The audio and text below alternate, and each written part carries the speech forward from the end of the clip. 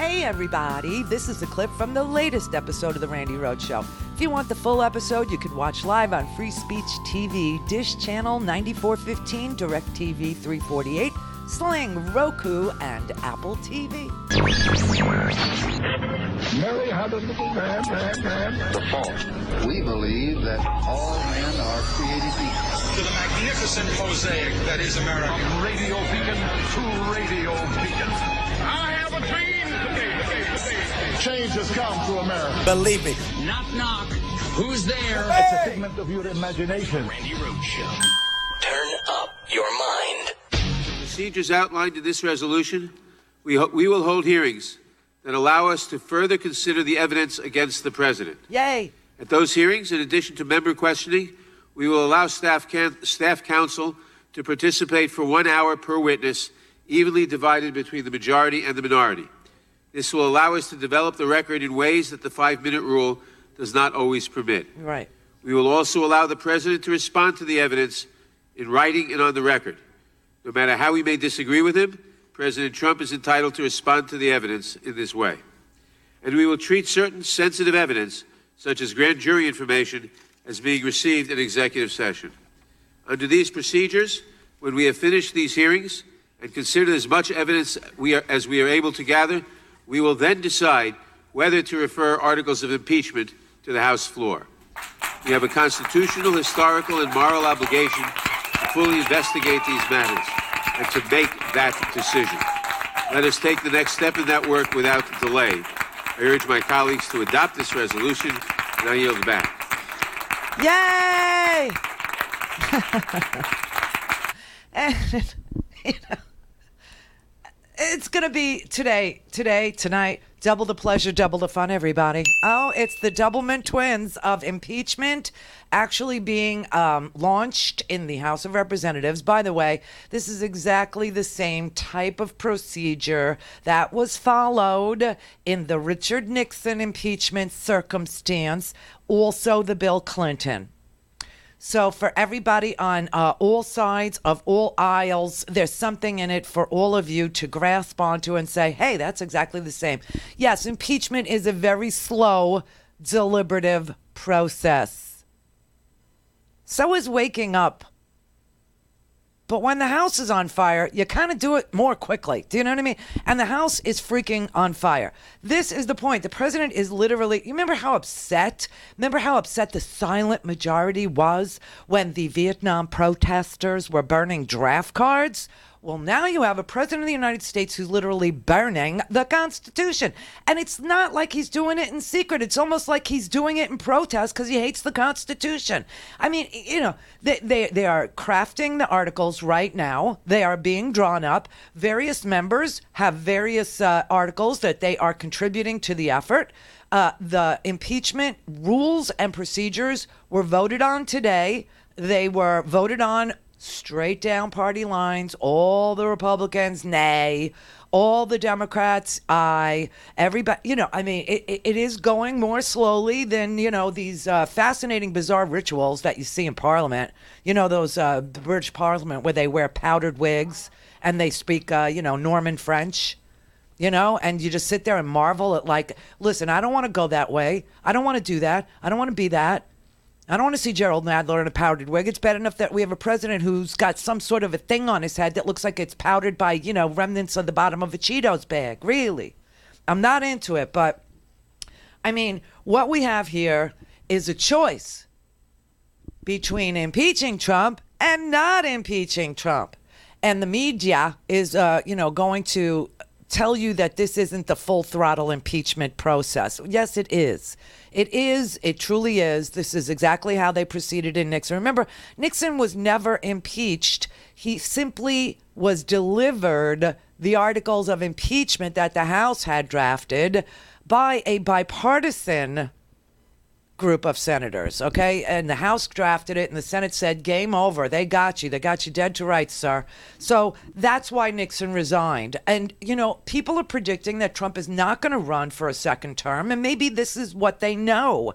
Maybe they know that when Donald Trump is presented with the fact that he's an unindicted co-conspirator in the hush money payments that Michael Cohen is cooperating with the Manhattan District Attorney on, oh yeah, that's in the paper today.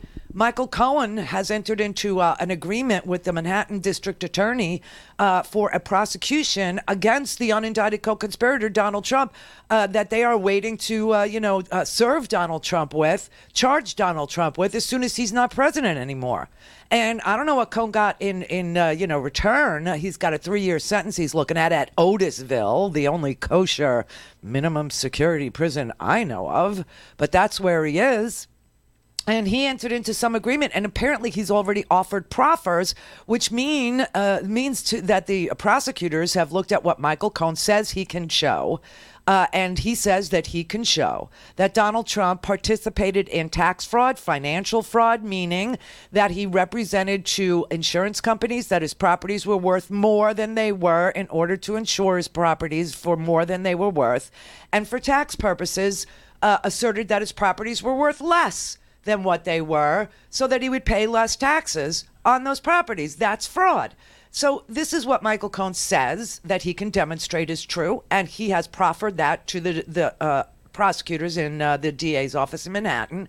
And and of course we read the charges against Michael Cohen, and individual one is Donald Trump, and Donald Trump is an unindicted co-conspirator. So add that. Also, the man lies about the weather. Put that in there too, because the impeachment is for high crimes like fraud, tax evasion. It is for the emoluments clause violations, things like that. There, but also misdemeanors, high crimes and misdemeanors. The misdemeanor is U.S. Code 18. Section, I'm going to try and reach into my legal mind, 2074, where it is a misdemeanor crime, punishable by fines and some jail time, to lie about an official weather report when you're in a position of power to do so, and that's exactly what he did. So, listen, here's the thing. The House is truly on fire, and I don't mean the House of Representatives. I mean, look at these judicial nominees. Did you see any of this, a hearing that was fast-tracked on this judicial nominee for the Second Circuit Court of Appeals for this Menashe guy? Have you seen any of this? This was bizarro world. I'll play you some of that. But the judicial nominees, I mean, the people that they are putting on appeals courts, which are just one step below the Supremes, the Clean Water Act today, they're going to make an announcement sometime today that all of it's done. No more Clean Water Act. It's done. That by executive order, he has repealed it, and you're free now to put pesticides into streams and rivers and big bodies of water, like the Great Lakes. Right. And the Supreme Court just made a decision saying that the injunction, meaning, hey, stop banning asylum claims, that can proceed. You can ban asylum claims for now as you figure out what the law really is on asylum. And the dissent that was written by Sonia Sotomayor, it's only 5 pages. You could read that, and it's written in English, and you would understand it. Believe me, I have it in front of me, and I could just give you like her 3 reasons, about why she says this is absolutely violative of the rule of law. She quotes the actual laws of asylum, and she says, exactly what we've been telling you, that the law says that anybody who finds themselves on U.S. soil, anywhere in the United States by any means, can make a claim for asylum. So that's what has to be litigated in the larger scheme of things. And the Supreme Court said, oh, you know what? Let Trump ban it for now while you litigate it. Well, he's likely to lose, which is what the lower courts found. And when the lower courts find that the person who is bringing the case is likely to prevail, they usually stop whatever, is detrimental from happening pending a decision because you're likely to fail. Trump is likely to fail in the end on the asylum ban, so that's going on. And then you've got all this gun violence, and today somebody said we'll finally hear something from Donald Trump about what he's for. I have no idea. All I can tell you is the guy who's writing gun policy for the White House used to work for the NRA. So I don't know what you expect to get. But the house is on fire, and that's why very impatient people, and normally I'm a very patient, understanding, kind, generous person. But the house is on fire. It's time to actually fast-track the impeachment hearings. You only got less than 40 days of legislative days left. But they're doing it. Go to RandiRhodes.com for the whole